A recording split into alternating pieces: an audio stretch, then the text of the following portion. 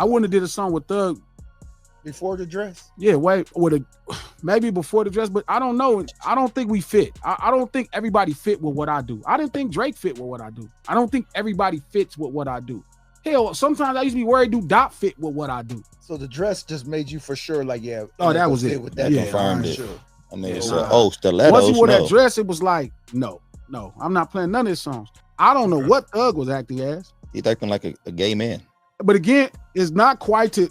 When I'm saying what I'm saying, I'm not putting Thug. Thug is he's a gifted, talented person. He is a tremendous talent. Like what he does vocally as a rap artist is dope. We know he's talented, but is he intelligent? I think we had to. Young Thug has always been one of the most unpredictable figures in hip hop, but the recent wave of leaked jail phone calls has pushed him into the middle of one of the messiest sagas the culture has seen in a long time. I mean, that's cool because didn't get what he wanted. He wanted a feature. I'm explaining to Thug why that didn't matter. What you represent to Drake ain't what you represent to us. And you got to know that. Like, what you represent to Drake ain't what you represent to us. Don't none of us give two about no another street. I can't do no song with no in this business that's gonna give me cultural cachet. But should we be shocked about Thug's attitude towards the situation? The nigga wear dresses, like a nigga who acting like a young lady in the situation, and who wear dresses, like he act like a hoe in that situation. He didn't get his way. Now that nigga just saying bullshit. But that was his private conversation. But just the thought, I'm just really being honest with why it's different for us, homie. Like, we don't need you for that. We don't need Wham for that. We don't need 21 for that. Like, and I'm speaking for Dot. I'm speaking for J-Rock. I'm speaking for Q. I'm speaking for Show. I'm speaking for all of us that really came up the hard way in the streets, that got our own reputation and our own cultural cachet. We don't need y'all for that. These calls weren't meant for the public, yet they've spilled out all over the internet, giving fans, bloggers, and fellow rappers a front row seat to Thug's unfiltered thoughts. Instead of coming across like a calculated boss, Thug sounded like a man overwhelmed, frustrated, and venting in ways that shocked people who once saw him as untouchable. The core of it all is his grudge against Gunna, the artist he put on who later accepted a plea deal in the YSL RICO case. Thug has made it clear he sees Gunna as a rat, and that bitterness seems to be eating at him every single day. You can't give us no cultural cachet. It's actually, honestly, it's kind of like at the core of street urban culture, it's frowned upon because you wearing dresses. Don't get me wrong, the niggas who ain't tripping, that's getting high, that's partying, they gonna be like, oh, you got the Thug feature? That's solid, G, that's player. But at the essence of it, the solid stomp down, you know what I mean? They gonna be like, oh man, you fuck that nigga wearing that dress, man. Really, they gonna be asking you if this nigga like men. You get what I'm saying? That sound bad? But here's the twist. Instead of destroying Gunna's career, all that rat talk has actually made Gunna bigger. Fans didn't abandon him. They streamed his music even more, and his name stayed in headlines for months. In the rap game, perception matters, and Gunna somehow flipped a potentially career-ending label into fuel for his momentum. Thug, on the other hand, has been sliding. The hype that surrounded his release attempts and comeback plans fizzled fast, and instead of shaking the culture, his projects have felt rushed and underwhelming. I know for sure most of my homies don't think he was just trolling. I don't know, man. For sure he was trolling. He was trolling. He was attention seeking, man. Listen, I'm not gonna sit here and give you no reason of why that man put on a dress. I'm just saying that it was a troll move, and it broke him into the algorithm and that shit gets mentioned over and over. I'm not putting no pause shit on. I'm saying I'm saying that nigga did it for attention seeking. I mean, he's a pause for sure. You say he paused for sure? He paused? Yeah, for sure he paused. I'm not saying he's a homosexual man. I'm telling you, he does 1,000 things as pause. Yeah, because now is he trolling or not? I don't know. You know what I mean? That's the thing. I don't know. But if I did a song with Thug, that's what people would be asking me. They'd be asking me personally, like, what's up with him for real?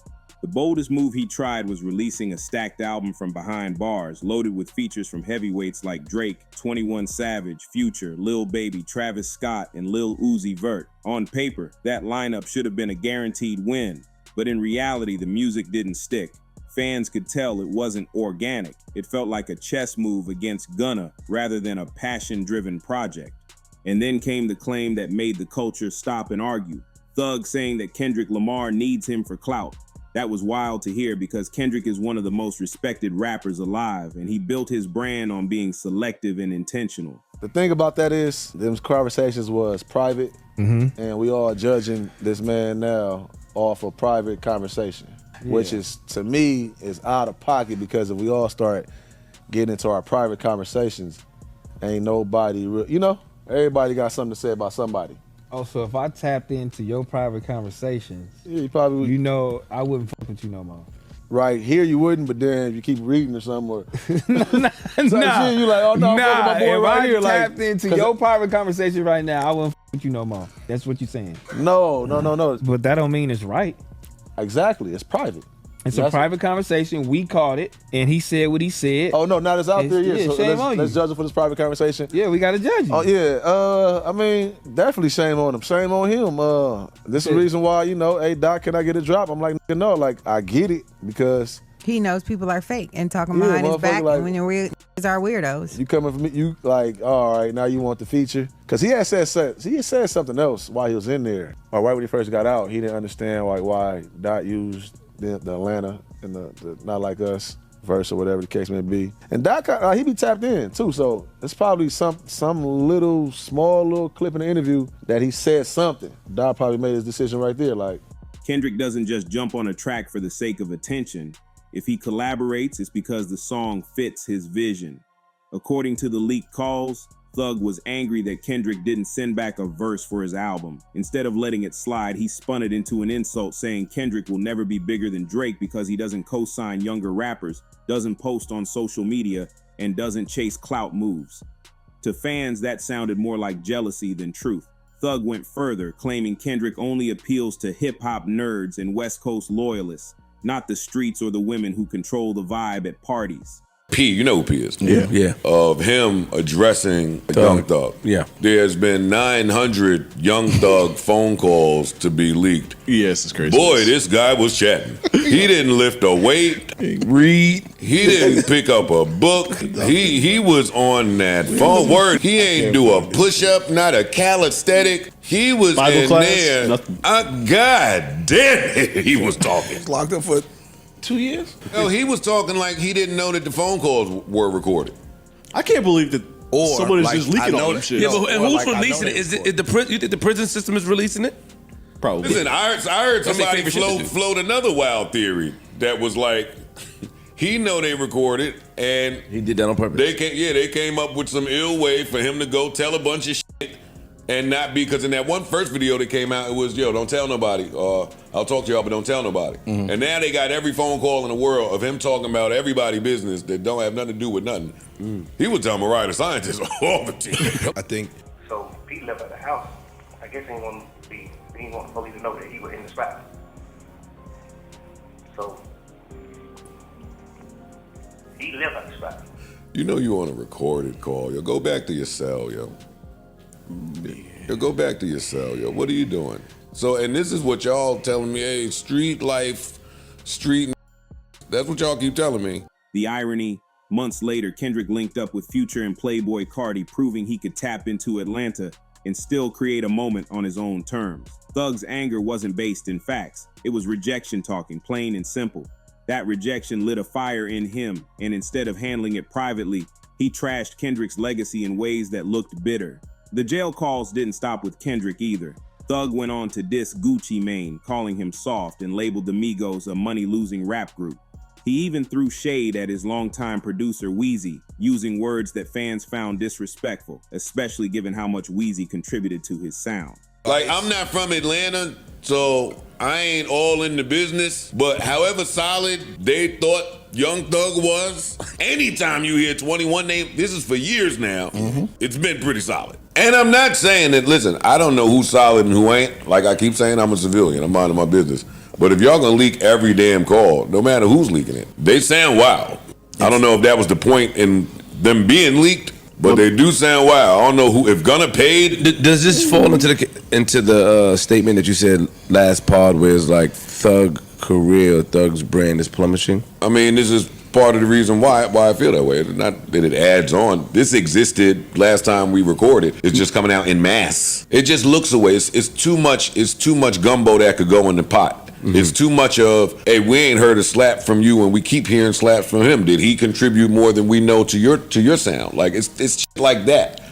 It's not just phone calls and street. It does have an impact musically and in business. Like he on there talking about business too. They got him now talking about Kendrick not clearing a verse for that album. He wanted a Kendrick record, didn't get it, and started listing all the reasons why Drake will always be bigger than Kendrick, because Drake will assist and lend a verse and clear it and yada yada yada. Kendrick found the right Atlanta album to just pop up on and clear the verse. Yeah. Can't knock him for his plan working. His plan worked. Yeah. I don't know if it works the same way if Like That is on the Thug album. Actually, it don't. It don't. I'm confident in saying that. He's put a bunch of people on, so I don't even understand. I mean, Drake put a lot of people on. They both did. He's saying to what degree? There's not much information I would trust giving him. Let's see what else. I wouldn't tell him if I forgot to water the plant for a week. To talk like that is just scary to me. To outsiders, it was like Thug was tearing down every bridge he ever built. What shocked people the most wasn't just the insults, but how casual he sounded while saying them. These weren't calculated press statements. These were conversations with friends, his girlfriend Mariah the scientist, and industry allies where he thought no one was listening. But the truth is, every jail call is recorded, and Thug either forgot or didn't care. The fallout hit instantly once the recording started spreading. Critics, bloggers, and other rappers jumped in, dissecting every word. Westcoast veteran Glasses Malone, who Kendrick has shouted out before, went straight to Twitter to defend Kendrick. He reminded people that Kendrick doesn't need Atlanta cosigns or Thug's validation because he built his own foundation. West Coast reactions from some people close to Kendrick. Hitter J3 said, yo, Thug sounds like a hater. Tell niggas how they was checking in though. By the way, he helped more people than the world will ever need to know, referring to Thugger when he said Kendrick never put anybody on. That's why you don't talk on monitored phone calls, kids. Y'all won't ever see my bro talking to the police, asking for their number in an interrogation room. Glasses Malone also had something to say about it. He tweeted some Kendrick bars from Squabble Up saying, hey Doc, can I get a drop? I'm like, nah. Then he goes on to say, yo, they doing Thug bad, cuz. Not gonna lie, this shit cold. Funny, but cold. And as far as QC CEOP, he briefly changed his Instagram profile yesterday to Young Thug as a rat biting cheese. Glasses made it clear that aligning with Thug could actually hurt Kendrick's credibility, not help it. After all, Thug's brand has always been complicated. Part street figure, part troll, part avant-garde artist. From wearing dresses to beefing with Lil Wayne, Thug built an image based on contradiction. Early in his career, people didn't know whether to take him seriously or treat him like a 6TX9 in-style troll. Over time, his influence grew undeniable, but even now he carries that aura of confusion. Glass's point was simple. Kendrick has his own lane. He doesn't need to adopt someone else's culture to stay lit. In fact, collaborating with Thug might have damaged the careful image Kendrick has built over the years. And it wasn't just Glasses Malone. Joe Budden also called Thug out, saying he should have known better. Jail phones are recorded, period. Instead of spending those calls focusing on his case or his personal life, Thug wasted them gossiping about the industry. From streaming bots to Scooter Braun buying up QC to shady deals and backroom politics. To Budden, it made Thug look less like a general and more like a messy commentator. Add that to the fact that Drake once gave Thug $1 million to support him after prison, and now Thug is throwing shade at people Drake has worked with for years. It's a recipe for burning bridges. If you're trashing Gucci, Migos, Kendrick, and others behind closed doors, why would anyone trust you moving forward? The very industry Thug thrived in is now side-eyeing him because of his own loose talk. If the first wave of jail calls had people raising eyebrows, the second round left the rap world straight up stunned. More conversations leaked, this time showing Young Thug turning on one of his closest allies, Lil Durk.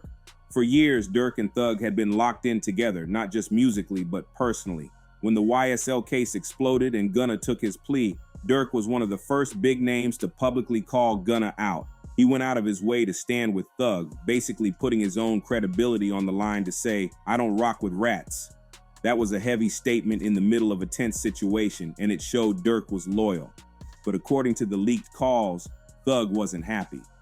Apparently, Durk took too long to send back a verse for Thug's Business is Business album, the same project Thug was trying to drop to sabotage Gunna's comeback. That delay set Thug off. And on the calls, he sounded frustrated, even dismissive of someone who had been riding for him the whole time. The disrespect didn't sit well with Durk's camp. OTF Twin 300, a close associate of Durk, fired back instantly once the audio made waves. He didn't sugarcoat a thing. He called Thug a gossiping dude on the phone, and even went as far as saying he could never trust a man who put on makeup and a dress. That type of response hit Thug where it hurts, because his eccentric image has always been both his strength and his weakness. Thug tried to clap back, saying he actually paid his superstar lawyer Brian Steele to help Durk with his own legal battles. According to Thug, that was his dime, his move, and it showed loyalty. But then he added a line that turned people off, claiming that bashing him only hurts the rap community because he's the glue. That statement backfired badly. People weren't buying the idea that Thug was holding the culture together, especially when the same leaked calls showed him tearing down everybody from his allies to his idols. Instead of sounding like glue, he sounded like gasoline. What made things worse is that these weren't isolated shots. The calls showed a pattern. Thug had smoke for everybody. He was questioning Gucci Mane's toughness, dragging the Migos business, side-eyeing Lil Baby for his connections, and throwing Kendrick under the bus. In the rap world, reputation is currency, and once people see you flip-flopping, they start wondering who you really are. Even Drake's loyalty got dragged into question. Remember, Drake cut Thug $1 million check when he first got out, showing major support. But how's Drake supposed to feel now when Thug is gossiping about his collaborators, his allies, and his scene? The same artists Drake has built history with, Migos, Gucci, Future, are the ones Thug casually tore down on recorded lines. That makes it hard for anybody to stand next to you, because if you'll say that about your friends in private, what would you say about your enemies?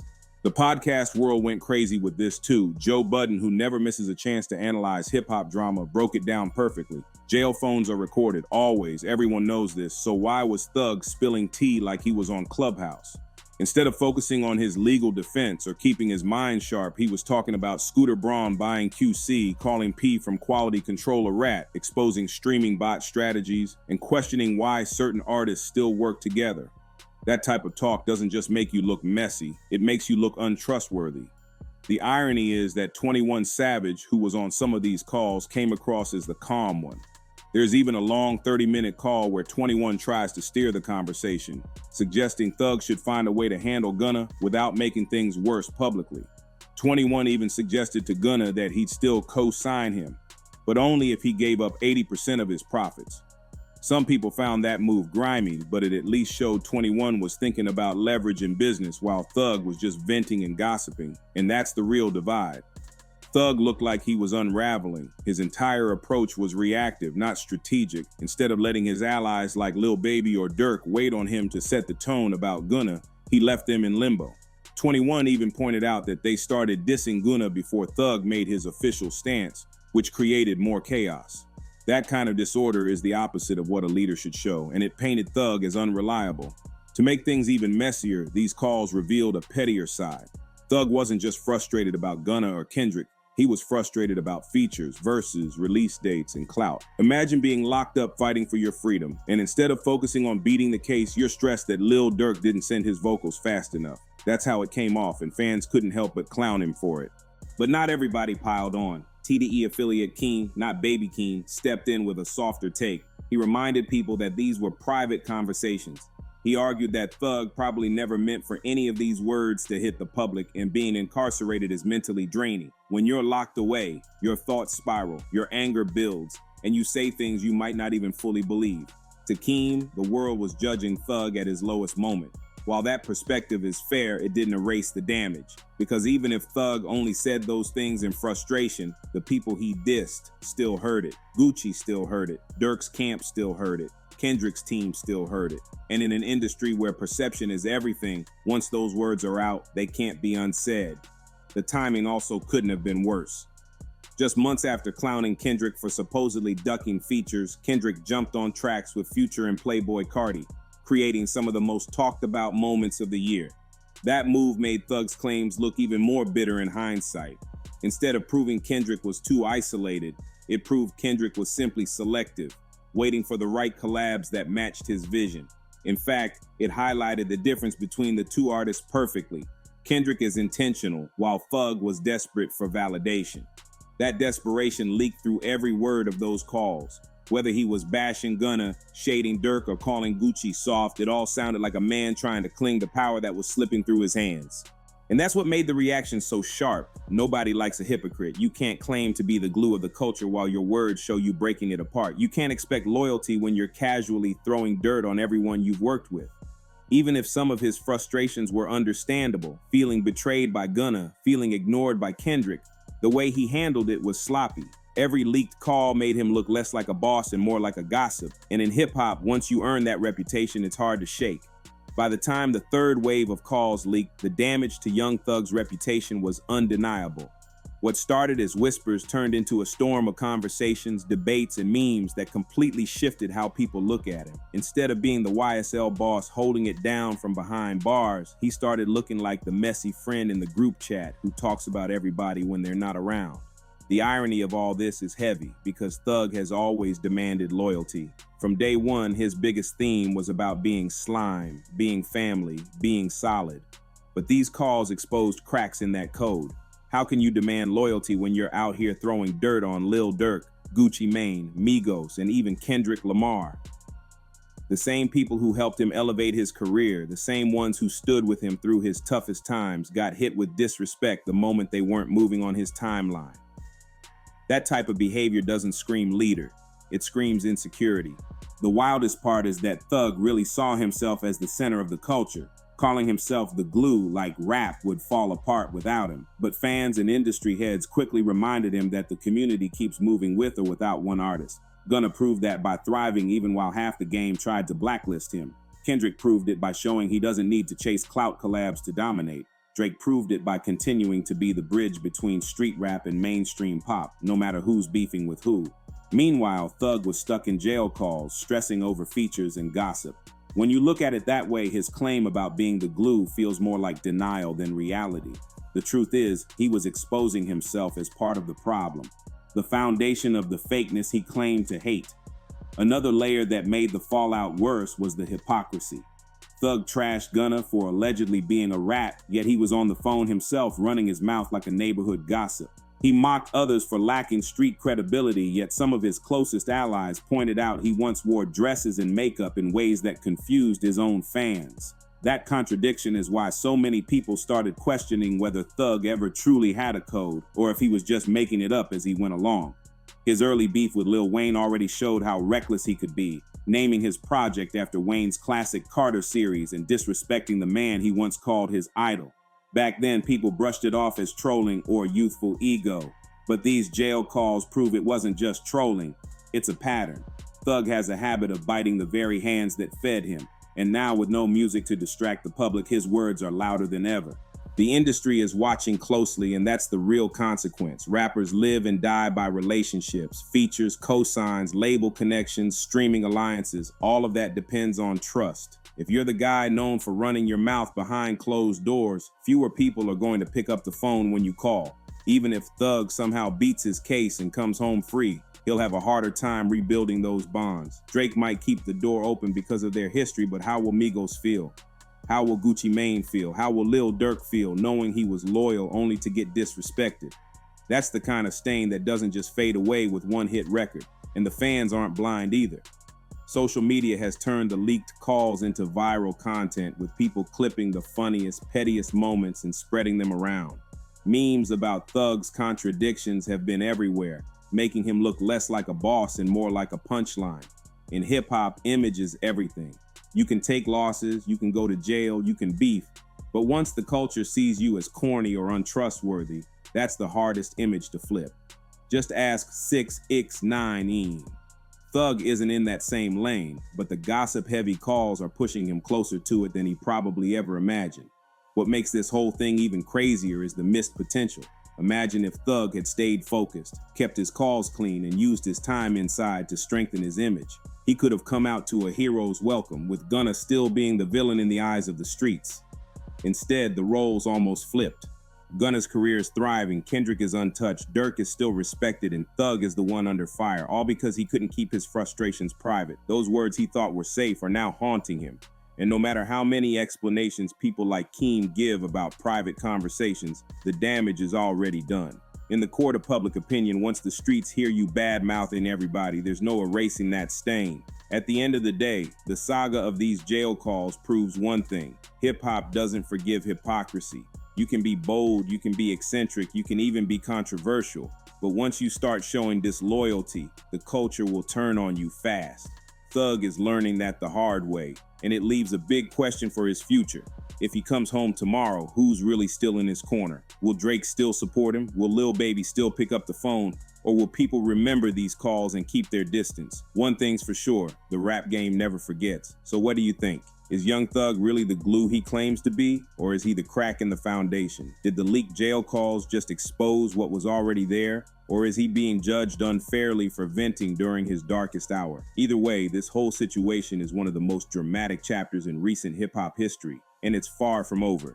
Make sure you hit that subscribe, share, like, and comment so we can keep breaking down the wildest stories in the culture together.